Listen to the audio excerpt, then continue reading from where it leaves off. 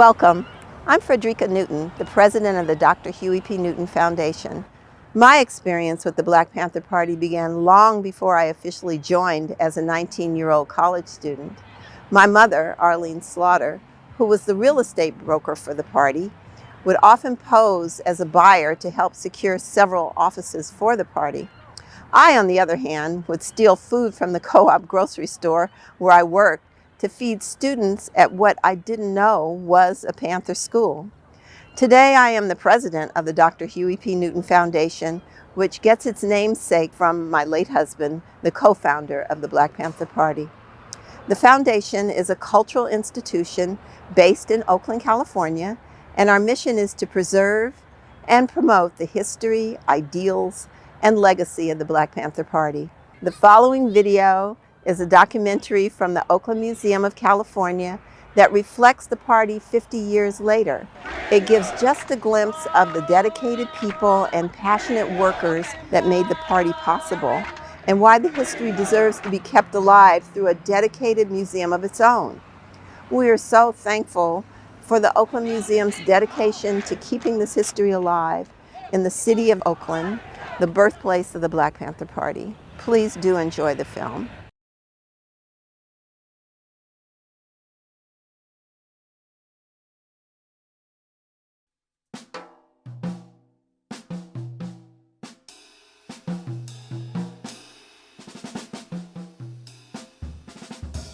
I was working for the city government of Oakland, California at the time, and I was concerned that we had very few politicians, and some of the young people were running around saying black power this, black power that, and I'm saying, hey, you guys ain't gonna get any kind of power until you take some political seats. Political seats. Yeah, city council seats, county supervisorial seats, or them the white man seats. I say you better make up your mind to making some black folks seats if you want to get some power. In 1967, I was at Lincoln University, a historical black university. And someone gave me a copy of Ramparts magazine. If you were awake and concerned about the world and wanted to know more, Ramparts was it. And as I opened the magazine to look at the article, there was a picture of Huey Newton strapped to a hospital gurney with a bullet wound. And I decided to leave and drive across the country to become part of the Huey P. Newton Defense Committee, but also to join the Black Panther Party. Because I read that it was an organization created not just to end police brutality, but the upliftment of all, as the term was then, poor and oppressed people in the world. And that was the kind of organization I wanted to be a part of. At the time when I joined the Black Panther Party, Huey Newton was on trial in the city of Oakland. And my job at that time was to make sure that Huey arrived at court and left in one piece, you know. So the Central Committee, which is the governing body of the Black Panther Party, they used to say to me, whatever happens to Huey better happen to you first. So something bad happens to Huey, it better happen to me first. I'm laughing, okay. My work with the Black Panther Party was really an outgrowth of the kind of family activism that I was blessed with. My mother actually founded the Huey P. Newton Defense Committee, which was an outgrowth of an organization that had been sort of called Honkies for Huey. My mother did not consider herself a honky, but a legitimately concerned social activist who wanted to right something that was wrong. We were white, effectively, most of us, working in predominantly white communities. But we felt at the time that the kind of example and the kind of programs and the kind of perspective that the Black Panther Party had was right for us as well. It was 1966, I graduated from high school, and Black Power movement was in the air. The Black is Beautiful is in the air. James Brown song was popular on Black and I'm Proud, you know. And we would be at home and we would be listening to Malcolm X Speaks on the album, you know, and it felt like contraband. For us in the Black community, especially aware students, it was our 9/11. We tried the olive branch, we tried peace. We will no longer accept them just coming in and killing us. We're going to defend ourselves from now on and also inform our people about their legal rights. So thus was born the concept of the Black Panther Party for Self-Defense.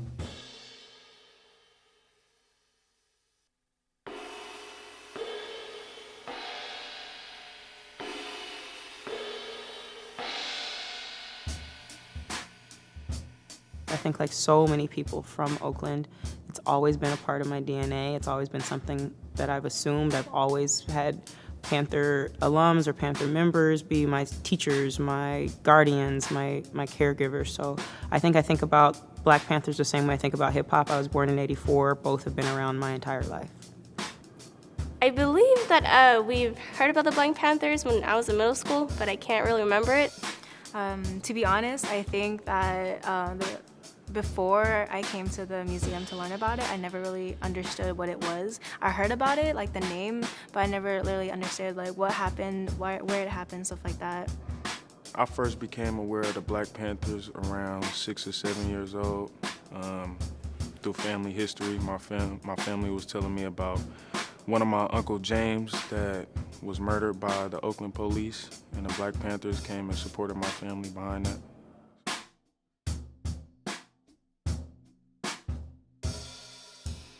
In 7th grade, I had a teacher, and I can't remember his name, but I can remember his face very vividly. And actually the first thing that we studied was the Holocaust. And I had such a visceral reaction. I cried. I couldn't stop crying like for days. Like it was ridiculous. He just started feeding me information about social movements, the anti-war movement, and eventually the Civil Rights Movement, and then eventually the Black Liberation Movement. And so that's when I found out about the Black Panthers. But it wasn't in a school book. It was a book that he brought, totally separate. So my mother and father were both Black Panthers, and affectionately the children have become known as Panther Cubs. My father is Emory Douglas. He is the former Minister of Culture of the Black Panther Party, so he was responsible for a majority of the artwork that you see related to the Panthers in the newspaper. But in terms of really understanding a global perspective of who the Panthers were and what they did, I didn't start learning that until college when I attended one of my father's first lectures. But my grandmother, on the other hand, my mother's mother, she would talk to me and she would say, "You see those boys standing there on the corner? If the Panthers were here, they wouldn't be doing that. They'd have something to do."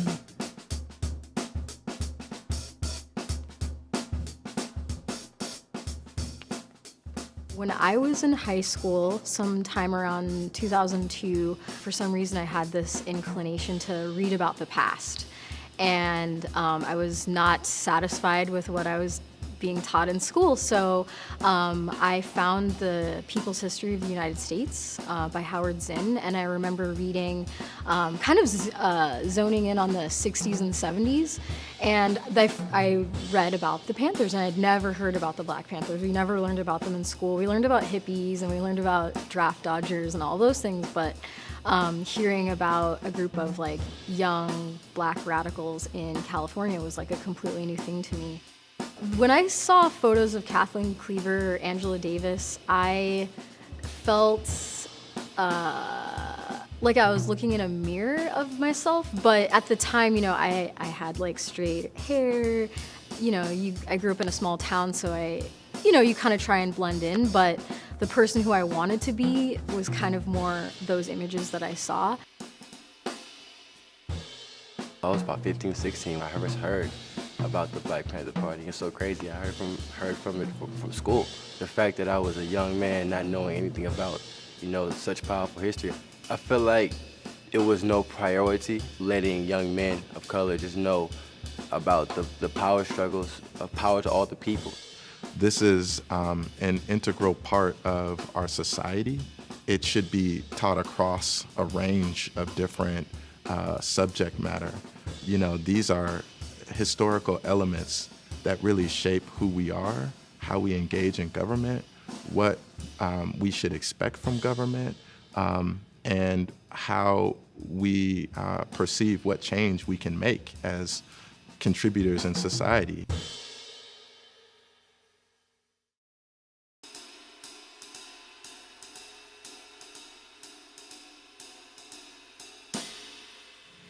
You bring out the rebel in me, the dark velvet feline, tender and fierce, a beautiful Black Panther. You bring out the West Oakland African in me, the warrior queen who took burnt land and grew culture like forest on indigenous burial ground. You are the one I would try to stay home for. Maybe, just maybe, have another baby for. Allow you to enter my sacred spaces and pray at my altar before dawn. You, only you. You bring out the 79th and Lockwood in me, the 92nd and Hillside, the attitude that melts plastic and sets your libido on fire. Phonies get scared, but you bring it out and get ignited. So I keep it lit, 100% for you. You bring out Haiti, Angola, and Brazil in me, the Atlantic and Caribbean Sea, the diaspora Black in me. You bring out the Olmec stoneheads with cornrows, the Mayan Kemetic connection, the Ifa Santeria and Candomblé in me, the Pentecostal Vodun high priestess in me. I could lead thousands of slaves to freedom and still come home and surrender to you. You bring out the black-eyed peas and collard greens on New Year's Day in me, the starvation fast on Thanksgiving in me, the no religion having sinner in me, the questioner of all things, the pretty girl with ebony eyes, the one that Stevie Wonder made songs about, the one that lures tourists into ghettos, favelas, and shanty towns, the one the gentrifiers seek. You bring out the quilombos in me, the Angoleta and Haïnya and Zinga in me. You bring out the Holy Ghost, hallelujah, church on Sunday, talking in tongues in me. And it's just Friday afternoon. I now pronounce you all mine. I will paint your body in red ochre, douse you in the fragrant scent of God's liqueur. You can play in my locks when we're done. I will cross your heart with my beads of sweat, anointed in lilac wine. Now everyone will know you are mine. You, my love, only you can get this. Love the way an Oakland woman loves. Come, let me show you now.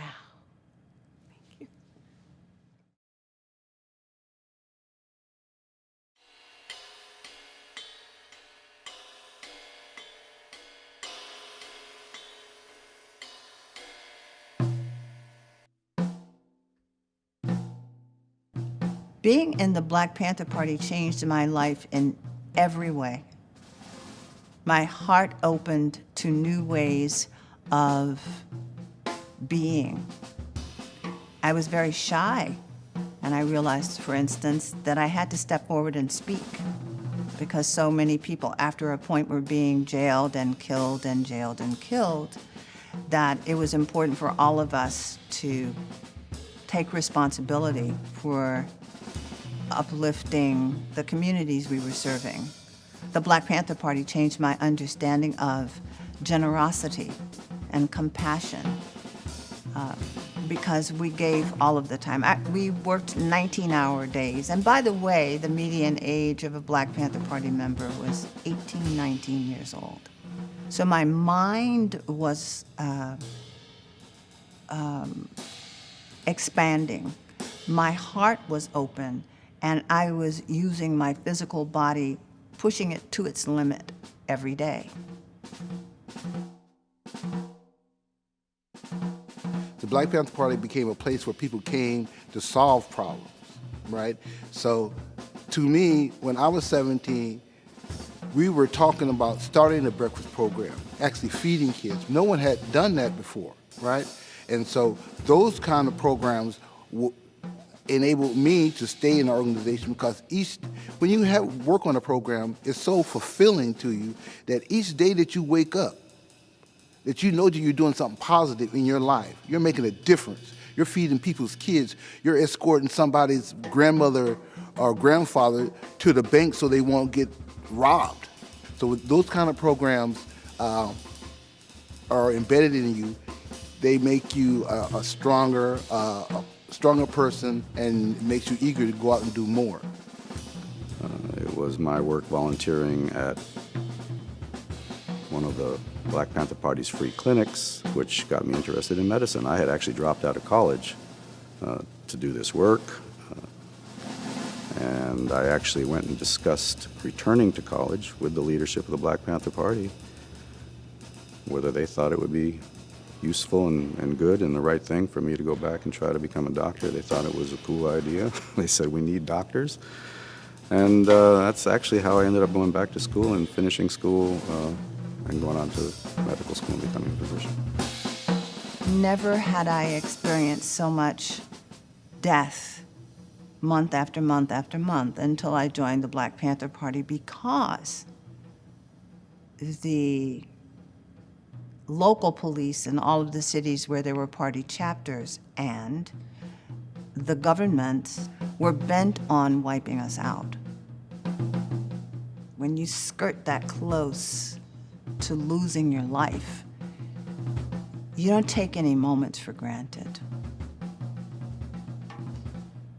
The highest example of that is the day that I got the phone call that John Huggins, my husband, and Alprentice Bunchy Carter, my dearest friend, had been killed on the UCLA campus in daylight. Then 3 months later, I was arrested for conspiracy to commit murder, a murder I did not commit. And I spent 2 years incarcerated without my baby daughter. So John was killed. I was arrested when my daughter was 3 months old. And when the charges against Bobby and I and others were dropped, my daughter was 2.5. So that changed my life, her life. Everything was changed.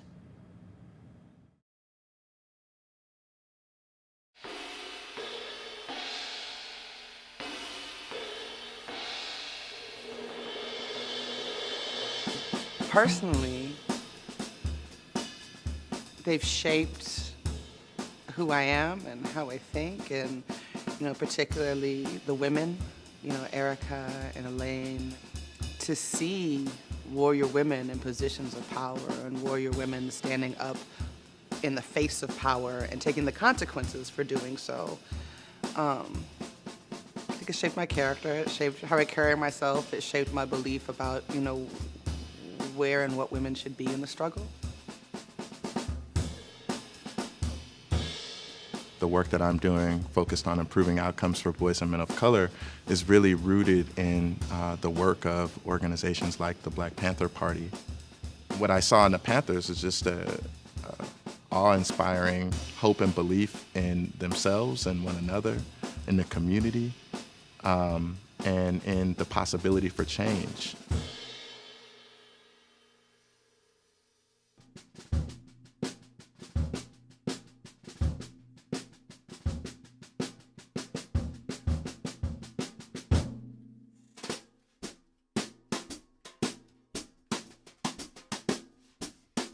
I'm really concerned about mass incarceration and the amount of black people who are in prison today.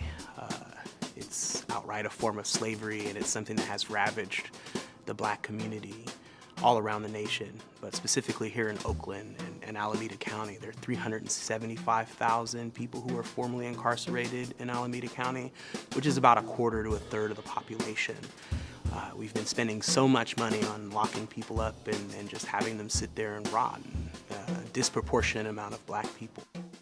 I really feel that as long as we are being murdered at a rate of what I believe is more than one every 28 hours, it's hard to move to do anything else. I think it's hard for people who don't live in our communities to really understand the weight of that, right? And so for me, there's all of these other ways in which we need to get liberated, but getting the pigs of our community is number one. I think one of the issues that the Panthers brought up that back then was a really radical idea, but now is very mainstream, is like access to clean, healthy food as a human right, and land sovereignty, essentially. The reality of racism, which has been entrenched in this country since its inception, still exists. The pervasiveness of racism in police departments across the country and police violence still exists. And perhaps most recently, I have to add that the threat of fascism in this country still exists. We now see rising onto the national political stage a bigoted, bellicose demagogue who attracts a significant following. And I find this extremely scary. I don't see that we have successfully transformed our society into the kind of vision we had way back then. We certainly tried our best in our limited way, and the struggle continues.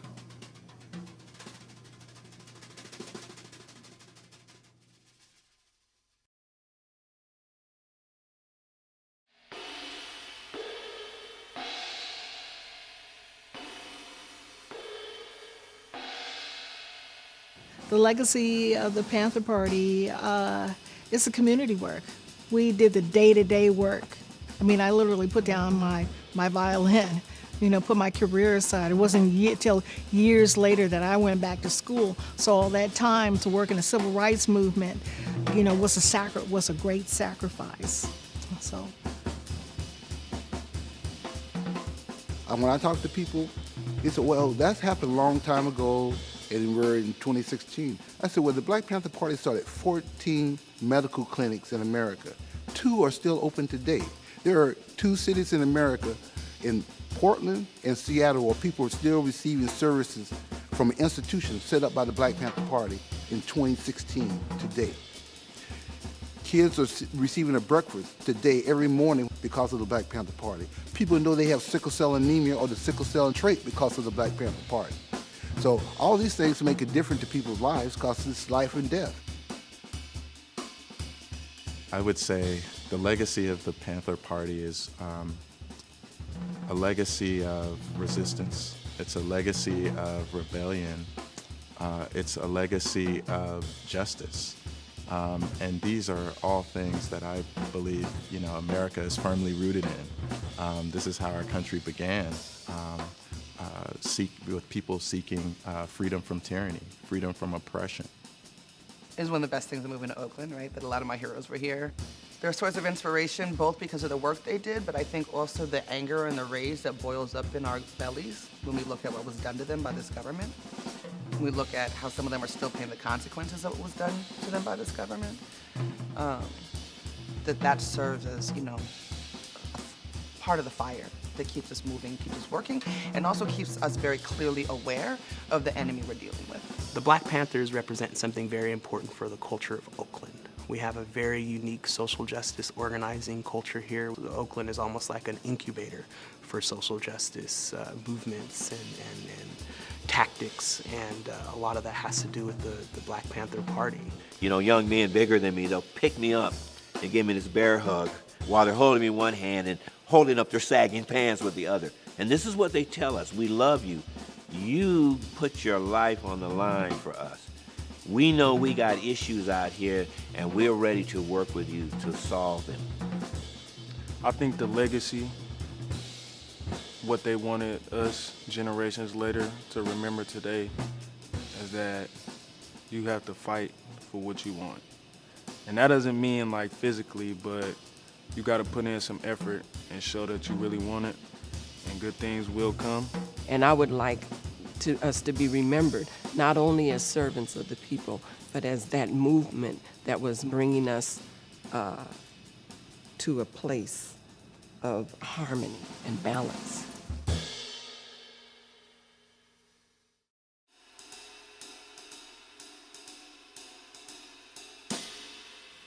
Black bodies glisten in hot sunshine. Blood lets from open wombs and covers ghettos full of starving children, hungry for comfort, hungry for justice, hungry for liberation. Cooling libation comes in the formation of a party. Much needed relief dressed in black leather jackets and black berets, set atop fully nappy heads, furrowed brows, and focused dark eyes that seen too much to look the other way or turn the other cheek, a valiant rejection of meek-minded passivity that lulls the people to sleep. Working in concert with their oppressors in return for empty promises of equality somewhere on a distant horizon. The hollow sound of one entering the chamber demands freedom now and echoes through project houses, social service agencies, and government institutions. This was the promise of revolution. Demonized, glorified, feared, and rejected. No matter. The work moved forward with a single-minded focus on freedom. The people were thrilled, the politicians terrified, the world afire with love for black skin, black language, black music, black power. Sacrifice is so big, there is not enough room in my mind to overstand what you gave, what you built, how you wept, what you felt, how you strategized, what you organized, how you were attacked, and how you fought back. And all of what you lost. Your youth, your families, your friends, your freedom. You ignited the hopes of generations of black nations, inspired millions to stand tall and fearless in the face of an impossible enemy, to push through the sewage of capitalism, the scourge of racism, the lie of the American dream. You taught us to fiend for our freedom, to demand it at any cost, to reject any fear of loss, and to build across ideologies to imagine society where the underdog wins. Little black girls and little black boys saw you in their reflection, inspiring a rejection of Ken and Barbie in favor of Huey and Elaine, dreaming of being just like you someday. And I did too. Nappy-headed 7th grade me found you buried deep in a book placed high on a shelf in an empty library on a hot Vegas Sunday afternoon. I had learned about King and Parks in school, but there had been no mention of you. And as I studied, I started to bloom, to question authority, to challenge my teachers, to push back the narrative. Became less conscious of my hair and more politically aware. Built the courage to return stares of racist rednecks on Vegas streets whose hatred poured down their faces in Vegas heat. I stood brave inside your courage and tall inside your legacy. You carried me through and out of that godforsaken town, landing me here, to your birthplace, where the heart of the Panther beats on. And I see you. I see your pain buried beneath personas you put on when you walk out your front door. I see wounded warriors speaking at rallies and being honored at dinners. I see strained budgets and bodies that push forward in spite of it all. I see new generations trying to emulate you and failing. We cannot be you. We can never be you. That was your time and your space. There is no turning back the clock. The way we honor you is to walk forward along the path that you have laid, praying with moving hands and feet while doing the work in your name.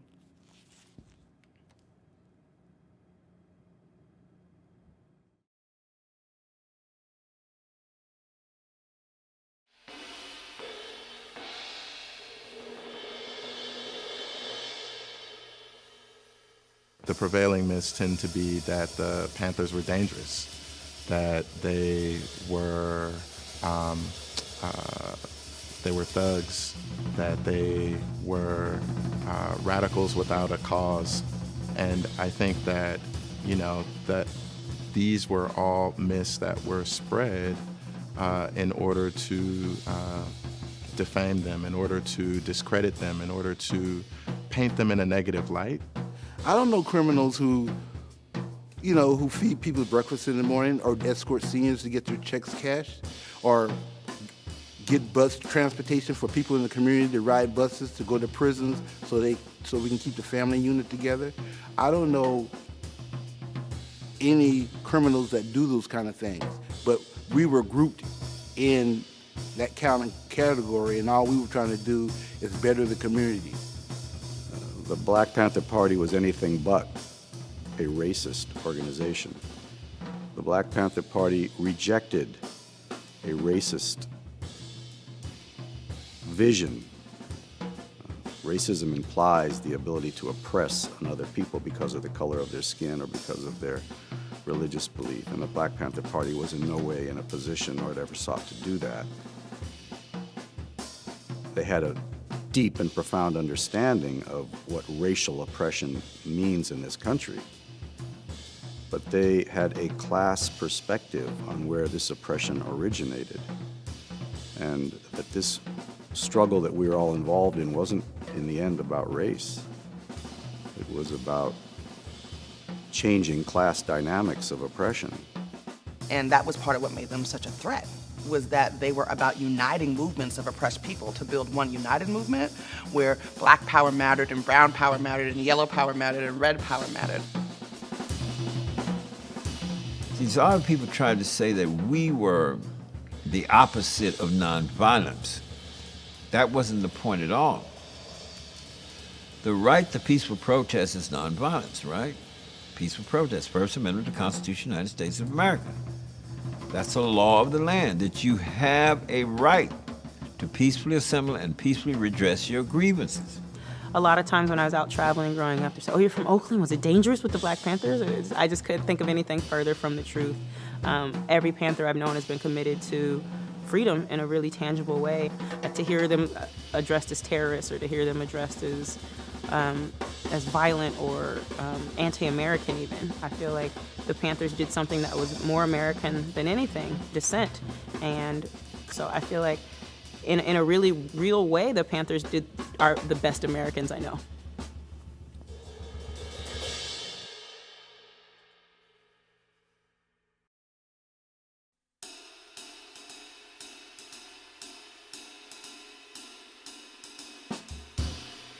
I never realized it at the time that I was the first female to join. It was at a conference at UC Berkeley years ago, and we had a panel with all the men of the party and all the female, and Bobby Seals was there. He pointed me out and said I was the first female to come into the office. I'm like, oh yeah, I guess I was.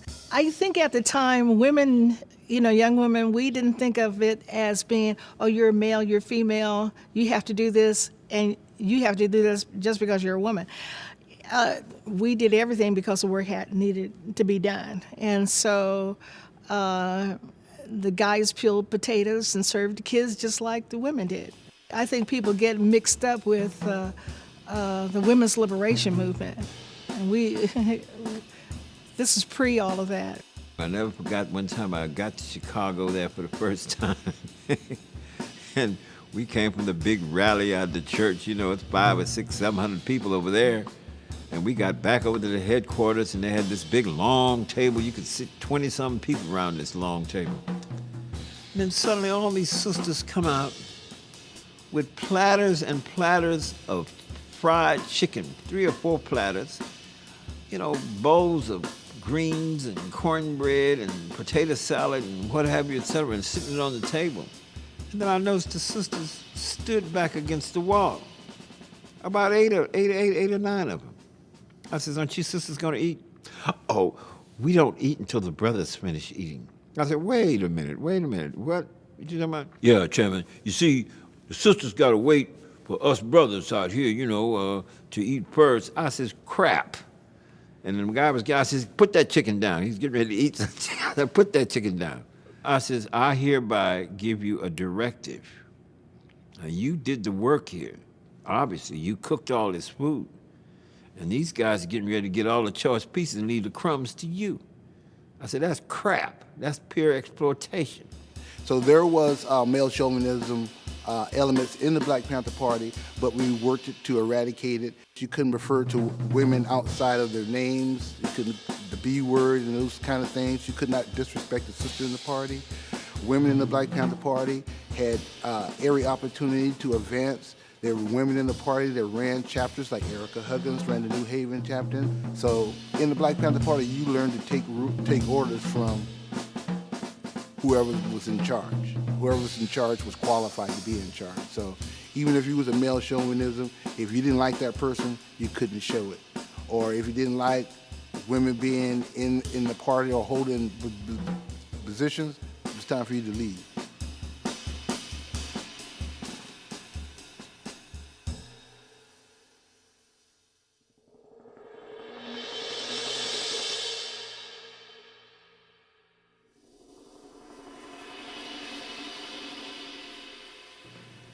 I don't like the word regret.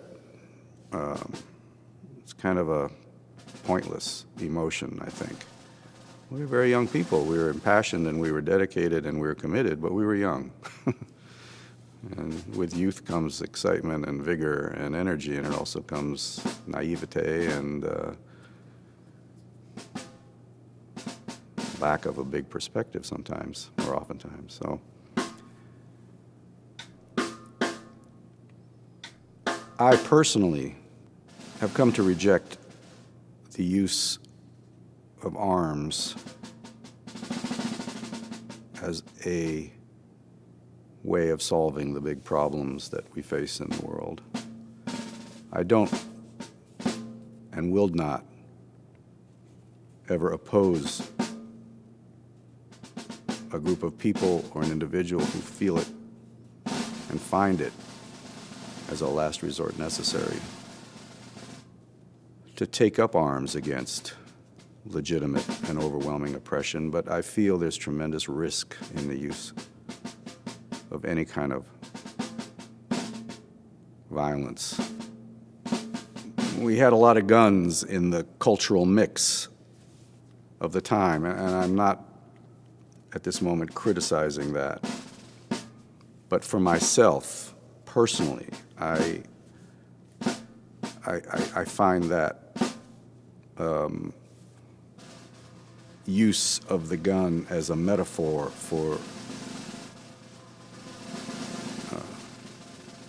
the legitimate struggle of peoples, an image that I personally don't like and don't connect with now. Regrets.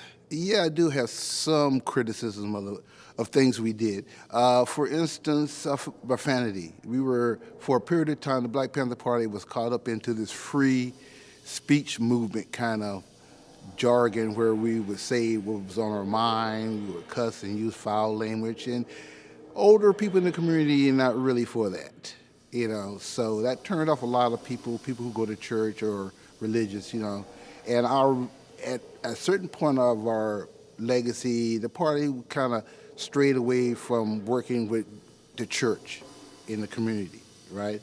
So our understanding at that time was some kind of either you're part of the problem or part of the solution kind of, you know, concept, which was incorrect, because a person could be part of the problem and part of the solution at the same time. That's the dual nature of things.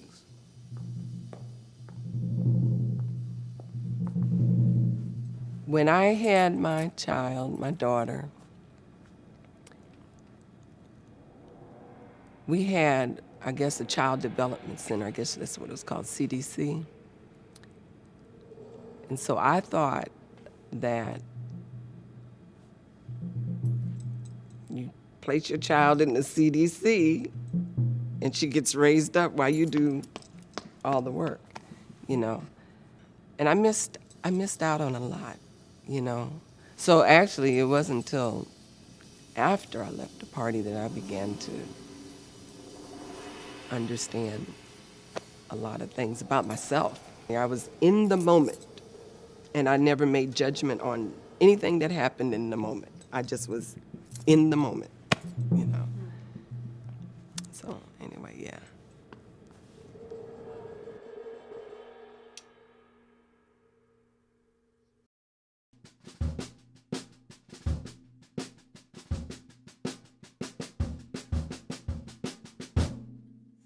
In place of every liquor store and check cashing place in every community in the United States. I don't want just a picture of me and Huey standing up somewhere, you know what I mean? I want the grassroots brothers and sisters in various programs, you know what I mean? Those programs was the thing that gave the Black Panther Party real character. Wow. I'm so glad you asked that question because I think I should design it along with Emory Douglas should design it since we're both artists. And I imagine two youth, male and female, at a forefront, the vanguard, and the community behind them. I would build a monument in Bobby Hutton Park in West Oakland. It's called the Infirmary Park. I would change that name. I would take that sign and throw it to the curb and put up a sign that says Bobby Hutton Park, the People's Park. The first image that pops into my head is the fist. And like, I can imagine just a giant like black fist would be really neat. Oh, it doesn't need to be phallic. That's one thing about it. It could be round. It could be pyramid shaped. It could be more ethereal. Where would it be? Well, you think Oakland, of course, you know, because this is where we originated, but I think it's even greater than that, like Martin Luther King is greater than that. But I think it should be in Washington, D.C., right along with the rest of them, you know? To get political with it, you could put it across the street from the OMCA in front of the courthouse. That could be really impactful. I highly doubt that would happen. The fact that there is not a monument says a lot, and I think that is a mistake, and I think we should be uplifting all of the positive contributions of folks who have worked to resist, who have worked to reform our society for the better. And in my mind, that's what a Panther monument would do. It would affirm and uplift the value of all those heroes who contributed to paving the way for us.